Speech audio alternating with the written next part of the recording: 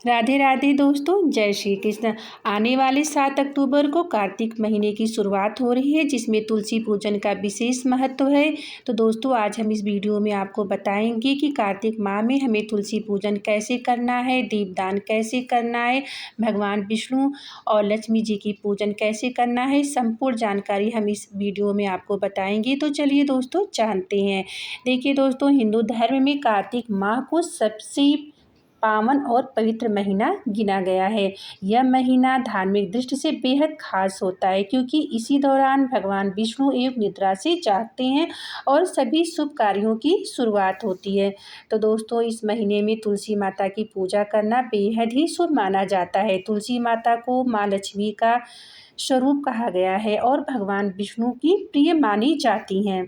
इसलिए कार्तिक माह में तुलसी पूजन का विशेष महत्व बताया गया है। तो चलिए दोस्तों, हम बताते हैं कि क्यों खास है कार्तिक महीने में तुलसी की पूजा करना।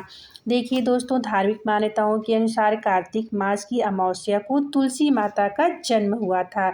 इसी वजह से पूरे महीने तुलसी जी की पूजा करना पुण्यदायिनी माना जाता है। शास्त्रों में कहा गया है कि जो व्यक्ति कार्तिक माह में तुलसी पूजन करता है, उसे धन, सुख, शांति एवं समृद्धि की प्राप्ति होती है।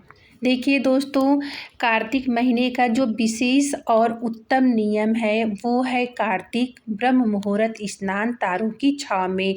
जो महिलाएं पुरुष इस नियम को संकल्प लेके प्रण लेकर कि मुझे 1 महीना कार्तिक स्नान ब्रह्म मुहूर्त तारों की छाँव में करना है, तो वे इस विधि से माता तुलसी जी की, विष्णु भगवान और सूर्य भगवान की पूजन अर्चन वंदन कर सकते हैं। अगर जो महिला पुरुष माताएं, बहनें या कुंवारी कन्याएं इस विधि से नहीं कर पाती हैं, तो वो अपने रोज़ की पूजा जैसे नहा धो के स्नान करती हैं, उस विधि से भी पूजा अर्चन वंदन कर सकती हैं। हमारे देवी देवता तो भाव की भूखे रहते हैं, हम भावपूर्ण स्नान ध्यान कर सकते हैं। सबसे पहले दोस्तों, हम सुबह स्नान करके स्वच्छ साफ कपड़े पहन के माता तुलसी जी को हम जल अर्पण करेंगे। आपके यहाँ जितने भी तुलसी के छोटे बड़े पौधे लगे हैं, सभी में हमें जल अर्पित करना है। जल अर्पित करने के बाद हम तुलसी माता को रोली और कुमकुम चंदन से तिलक करेंगे। देखिए दोस्तों, एक चीज़ का आपको ध्यान देना है कि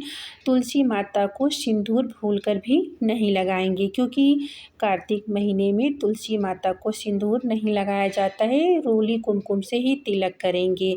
जब तुलसी माता का विवाह हो जाएगा, तभी हम सिंदूर का प्रयोग करेंगे। उसके बाद देखिए, हम पुष्प चढ़ाएंगे, धूप चढ़ाएंगे, फिर हम माँ को दीप प्रज्वलित करेंगे। माँ की अगर आपको आरती आती हो तुलसी माता की, तो आप प्रेम पूर्वक माता की आरती करेंगे। भोग प्रसाद में आप देखिए मिश्री, बताशे, मेवे, फल भी आप माता को अर्पित कर सकते हैं। इस तरह से आप भाव रूप से माता तुलसी की आरती कर सकते हैं। जितने भी माता तुलसी के पौधे हैं, सभी को हम दीप दिखा देंगे। देखिए दोस्तों, जो तुलसी पूजा का नियम है, वो है रोज़ सुबह जल चढ़ाना, जो कि बहुत ही शुभ होता है। और एक चीज़ का दोस्तों आपको और ध्यान देना है कि रविवार और मंगलवार के दिन तुलसी जी में जल बिल्कुल नहीं देना है और ना ही तुलसी जी को स्पर्श करना है और उनके पत्ते तोड़ना है।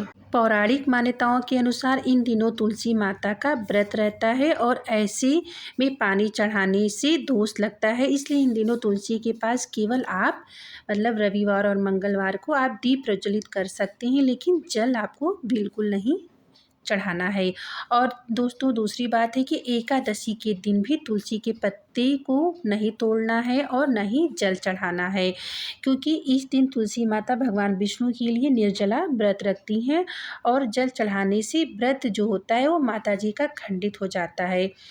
और अगर तुलसी के पत्तों का आपका उपयोग करना है भगवान विष्णु जी के भोग में, तो आप एक दिन पहले तोड़ सकते हैं। नहीं तो तुलसी जी में के जो गमले होते हैं, उसमें गिरे हुए पत्ते रहते हैं, तो आप उन्हें उठाकर भगवान को समर्पित कर सकते। कोशिश करें कि तुलसी के पत्ते को केवल सुबह के समय तोड़ें, शाम या रात में तोड़ने से आप बचें, क्योंकि रात में और शाम के समय तोड़ना शगुन होता है। तो आप कोशिश यही करें कि सुबह के टाइम जब भी तोड़ें तो सुबह का टाइम हो। सूर्यास्त के बाद आप तुलसी माता के पास आप एक दीप प्रज्वलित करें। देखिए दोस्तों, तुलसी पूजन से घर में सुख और शांति बनी रहती है, आर्थिक तंगी दूर होती है और कार्यों में सफलता मिलती है।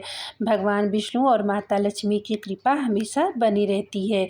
देखिए दोस्तों, तुलसी पूजन न केवल धार्मिक दृष्टि से बल्कि मानसिक और पारिवारिक शांति के लिए भी लाभकारी है।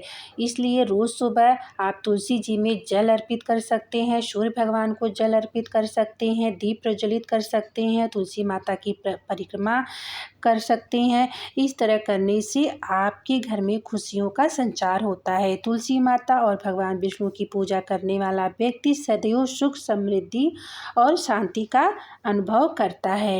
दोस्तों, अब हम बात करते हैं कार्तिक मास में दीपदान का महत्व। देखिए दोस्तों, कार्तिक मास में दीपदान का विशेष महत्व कहा जाता है। इस दौरान देवी लक्ष्मी धरती पर भ्रमण करती हैं। जो व्यक्ति तुलसी के नीचे रोज दीपक जलाता है उसके घर में दरिद्रता कभी नहीं आती। शाम के समय तुलसी के नीचे मिट्टी या घी का दीपक जलाने से शुभ फल की प्राप्ति होती है।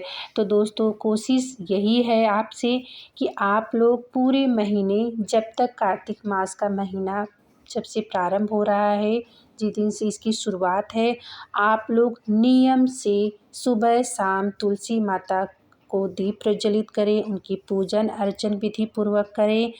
अगर आप सुबह ब्रह्म मुहूर्त स्नान नहीं कर पा रही हैं तो आप जैसे अपने नियम से करती हैं उस विधि से भी आप माता तुलसी की पूजन अर्चन कर सकती हैं।